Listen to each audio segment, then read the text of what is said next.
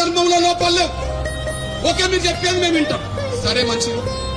హిందూ ధర్మంలో వివక్షత లేదు, అందరు సమానమే, ఓకే మంచిది. మరి ఏ ధర్మం మమ్మల్ని మనుషులకు గుర్తలేదు? ఏ ధర్మం మమ్మల్ని పశువుల కంటే హీనంగా చూసింది? ఏ ధర్మం మమ్మల్ని మనుషులుగా చూడని నిరాకరిస్తున్నది?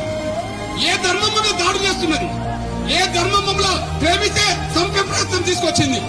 ఇది తెలుసండి. సనాతన ధర్మం గొప్పదంటే ఆ గొప్పదని నేను కూడా ఒప్పుకుంటా. హిందూ ధర్మం గొప్పదంటే ఆ గొప్పదని నేను కూడా ఒప్పుకుంటా. మరి సనాతన ధర్మం గొప్పదైనప్పుడు, హిందూ ధర్మం గొప్పదైనప్పుడు మేము ఎట్లా అంటాను వాళ్ళను ఈ దేశంలో? మేము ఎలా అంటాను వాళ్ళను ఈ దేశంలో? పశువుల కంటే హీనంగా చూసిన వ్యవస్థ ఎవరిది? ఏ ధర్మం పశువుల కంటే హీనంగా చూసింది? ఏ ధర్మం మమ్మల్ని మనుషులు చూడని నిరాకరిస్తున్నది? ఏ ధర్మం మమ్మల్ని చిన్న చూపు చూస్తున్నది? ఏ ధర్మం మమ్మల్ని అందరూ సమానంగా చూడలేకుండా పోయింది? తేల్చాల్సిన అవసరం ఉంది.